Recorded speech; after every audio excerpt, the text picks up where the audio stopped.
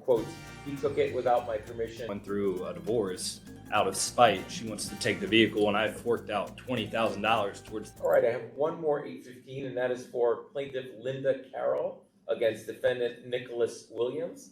This is regarding verified request for immediate possession of personal property as opposed to real property. So not an eviction, so I don't need to give the pre-eviction diversion. It looks like Miss Carroll says that she owns a 2015 Jeep Grand Cherokee.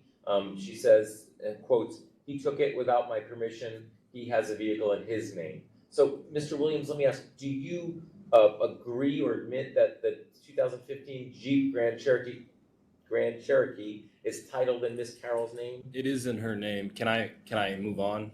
Can I talk more? Yeah, let me swear you in so that anything you say will be sworn testimony. Please raise your right hand. Do you swear to tell the truth, the whole truth, and nothing but the truth, so help you God? Yes, sir. Okay, you may put your hand down. What is your full legal name? It's Nicholas Williams. All right, and Mr. Williams, just a moment ago, before I placed you under oath, you had admitted that the 2015 Jeep Grand Cherokee is titled in Miss Carroll's name, correct? Yes, sir. But you have something more you want to tell me?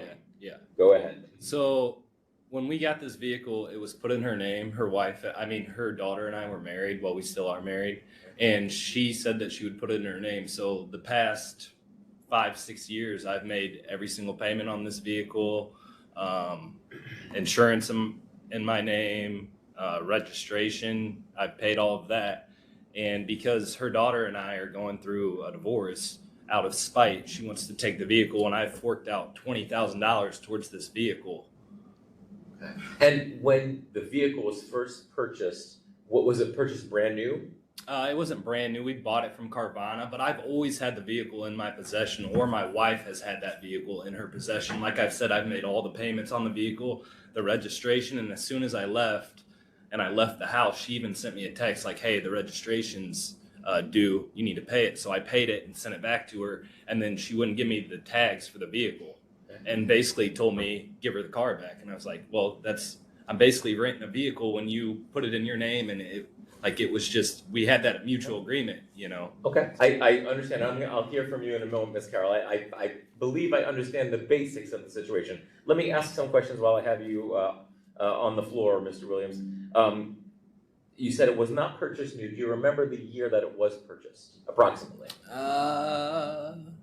I'm not sure, maybe 2018, 2019. Okay. Maybe, all right. Yeah. So I don't know. 5 or 6 years? 21. Oh, it was in 21. In 21? Okay, so maybe 3 years. All right. And Mr. Williams, what is the monthly amount that you pay on the vehicle? It's like $465, and then like a $3 processing fee or something like that. I think $468.95 or something like that. Okay. All right. And is it your testimony that you have paid that monthly amount every month for approximately 3 years? Every single payment I've made. Okay. Was there a down payment that needed to be paid on the vehicle when it was first purchased? I don't think so. Okay. All right. Let me go to Ms. Carroll. Let me swear you in. Ms. Carroll, please raise your right hand. Do you swear to tell the truth, the whole truth, and nothing but the truth to help you God? Yes, sir. Okay. You may put your hand up. What is your full legal name? Linda Carroll. All right. And Ms. Carroll, you've stated in your petition, and Mr. Williams has acknowledged that this 2015 Jeep Grand Cherokee, that's a tongue twister, is a vehicle that's titled in your name, correct? Yes. I'm sorry, go ahead. Yeah, so did you pay any money at the time of the purchase 3 years ago, give or take? No. Okay. Have you paid any money towards the vehicle? No. Okay. So if I do some quick math, $468.95, I'm going to call it, just for easy math, $500. And if it's roughly 3 years, 36 months, that's close to $18,000, maybe $16,000 or $17,000 that might have been paid. Ms. Carroll, do you have a figure of what's been paid so far? I don't have a figure. I do have my purchase agreement. Can I go on? Yep, go right ahead. Tell me what you think I Okay, should know. I paid for the registration. Okay. I have the proof here, okay? And what was that registration amount? The original one, I guess, way back when the car was Well, floating. I'm talking about that, I think he was meaning just here of recently, correct? Mhm. Because it would have been March 14th, my birthday. Okay. I made that, hate looking at these. I'm sorry, I don't even see them. I mean, it's got separate amounts here. don't Right, I have know the how they work. total. Well, just ballpark, what did Okay. you pay 2 months ago, give or take? Maybe 200, I'm not positive on that. And did you pay something similar in March of 2023 and March of 2022? I've always paid for the registration on that. He's paid for the other vehicle that they have, okay, that's in his name. Okay, and that's not relevant to this one, but you admit Well, he's kinda made but- he's made the monthly payments on Yes. the Grand Cherokee? But there's proof he has not paid. The last payment was made February of 28th. It's due on, I have all of it from the finance company. Okay, He's behind almost now 3 months on it. okay. Now, let me ask you, you would like the vehicle back, correct? Yes, and you know, it's in my name. I'm not doing this out of spite, okay? She needs a vehicle that she can afford. She can afford this. I've asked him to bring it back several times since the first week of March when he left. And he has one there, a Ford Explorer, that he could take, and he can take care of those payments on that one. She cannot afford that one. They have 2 kids between themselves, plus she has guardianship of my youngest daughter that passed away, her youngest son, okay? So she needs a vehicle that she can actually handle the payment. Okay. And I have it's a in most my name. important question. Okay. Are you prepared to pay him back the $16,000 if I have him give the vehicle back?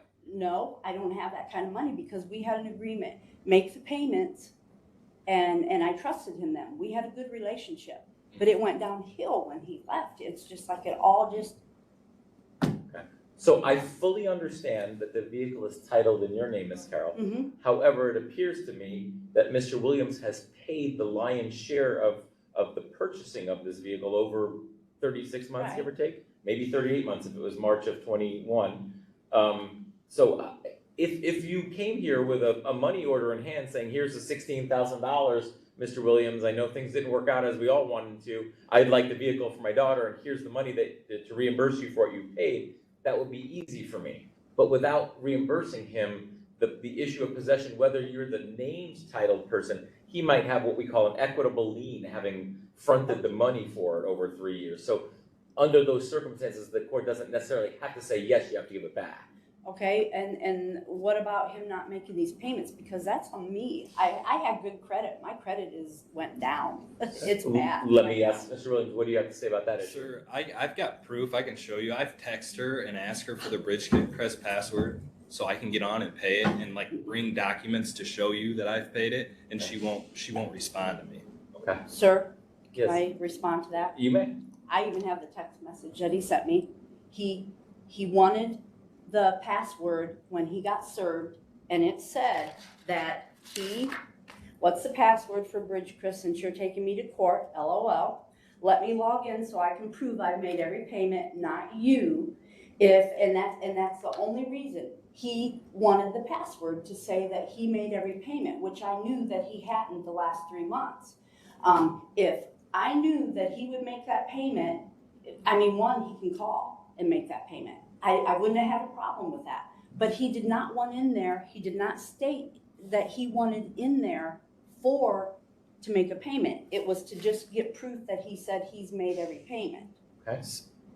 Mr. Williams? Can I say, I'm sorry. Yeah. Sir, I've made every payment on time, every single time. If I didn't I would log in, I would pay it, and that's how I would pay it.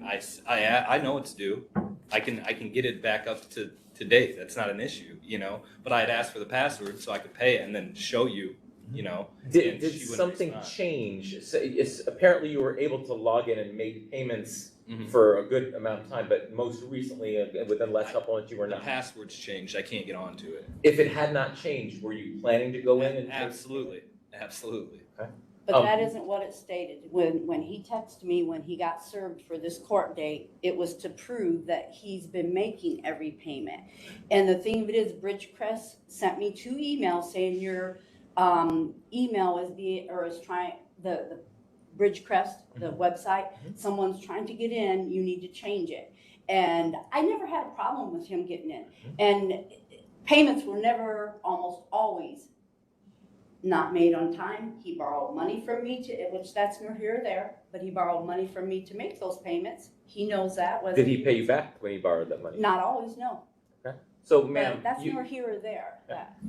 you are the plaintiff, Mhm. so you bear the burden of proof. Yep. If you come here and the scales of justice don't move, the plaintiff loses. You have to tip the scales. Mhm.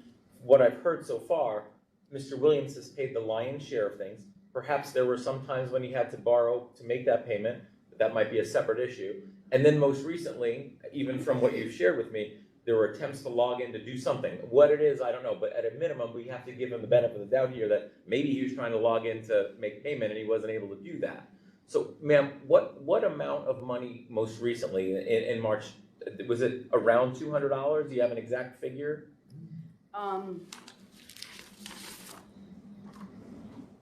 As of,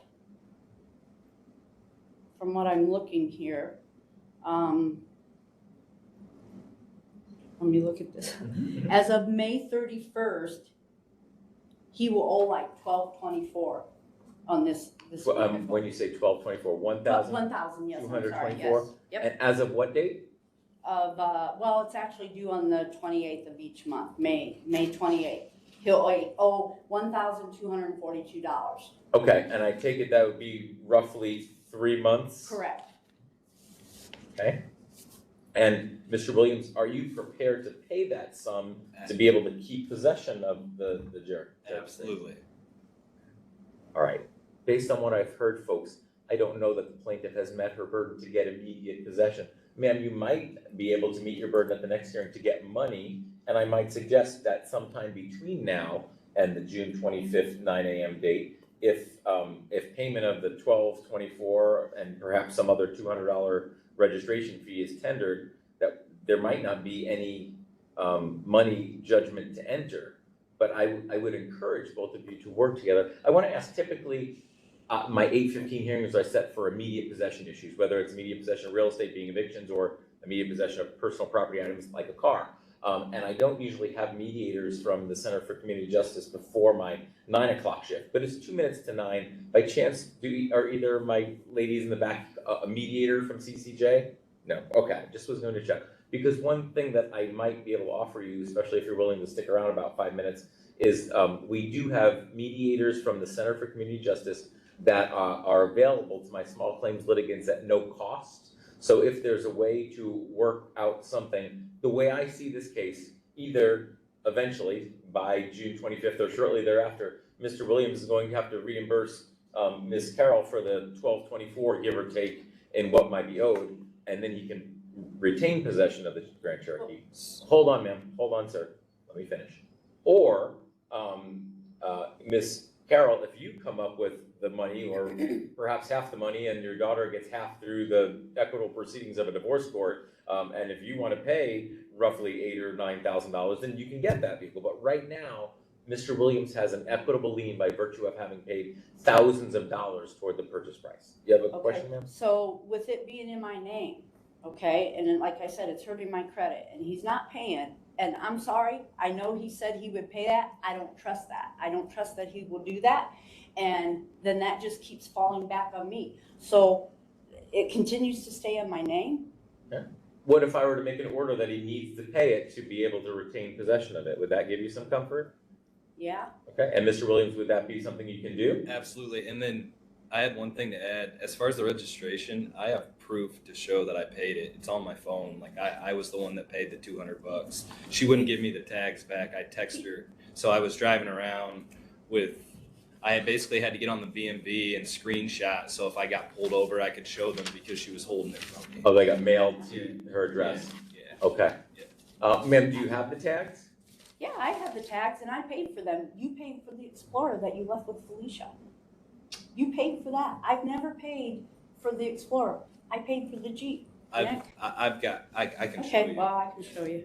But anyway. Oh, ma'am, again, it's your I'm just burden to prove really it. upset because I had a wonderful relationship with this man. Understood. I hope that you can continue to have one into the future. I know that sometimes personal property items get in the way of things, but ma'am, by chance, do you have proof that you were the person who paid for the registration? I'd have to go on and I have this here, but I'd have to go on and into the BMV and show that. I mean, I don't even know my password. I have it written down, so I have to look to see.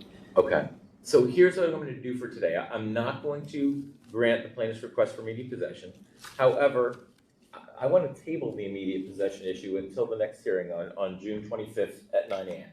I'm going to order Mr. Williams to pay to Ms. Carroll, this won't be a money judgment, just as related to the possession issue, a sum. Sir, can I interrupt you there? Yeah, Because this is if about the 5th time you've Okay, interrupted me, I'm and you haven't sorry. asked in the past. I And what I'm gonna apologize, say but- from now, hold on, Okay. I'm gonna say from now on, if I'm in the middle of the sentence, Okay. that's your cue not to Okay, interrupt me verbally. okay. You can put your hand up and let me Okay. know, I really wanna tell you something, Judge, Okay. but it's really difficult for my court reporter to type two people talking at the same time.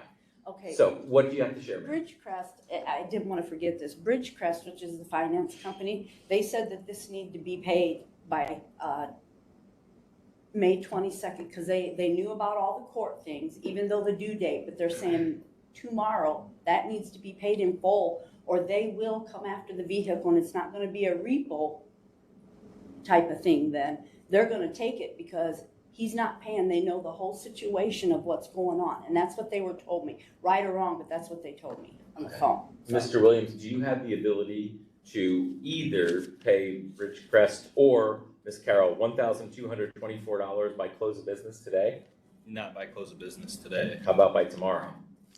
I mean, I can't guarantee it, but I could probably. Okay, do you, at least based on what Ms. Carroll is sharing with me, she's telling me that this third party, who's not a party to this case, is saying that they might attempt to repo a vehicle if it's not paid in full by then. So by when could you, at a minimum? I'd say by next Wednesday, next Thursday. Okay. Or, I mean, I could ask my parents and they'd probably loan me the money. Like, yeah. Recognizing, again, if we take Ms. Carroll at her word of what she's saying, this company is wanting payment by tomorrow, and if not, they theoretically could attempt to repossess the vehicle. And I could call them too. If I had the password, I could call and set up a payment arrangement with them. I mean, it's always been paid on time. It's never hit or credit, it's always been paid on time. And like I said, I didn't have the password to pay it. Okay. All right, well, one of our mediators has arrived, so I'll share this. I could either leave it at this and not have any further discussion, or if both of you are willing to sit down with one of our CCJ mediators, there is a conference room in the back, and if you go and are able to work something out by talking through and sharing information, I'll order it if you're both on board with trying that. I don't think we need it. I can talk to her fine, just civilly. I mean, it's totally up to you. I'll do whatever. I just want you to pay it, Nick. You say you And will, and I'm sorry, I don't trust him because I know what he has said in the past, and that's where I'm at with it. Okay. And it's unfortunate. Okay, It's- Ms. Williams? It'll be paid. Okay, all right, so I'm gonna table the immediate possession issue until the June 25th, 9 a.m. hearing. However, I will indicate that if Mr. Williams would like to maintain possession of the vehicle on which he's paid, by my calculations, upwards of $16,000, he would need to pay either to Ms. Williams or to the third-party lender no less than $1,224. It looks like by May 28th would be the May installment. So that gives a week from today, even though they said tomorrow, that would be, I guess it would be delinquent if it didn't get paid in the next 7 days. And if there's no need for mediation, I'll leave it at that. My hope is that you'll be able to work things out in the next month and 4 days, but if not, we'll come back on June 25th and see where things stand. Okay, thank you, folks. I wish you good luck. All right, folks.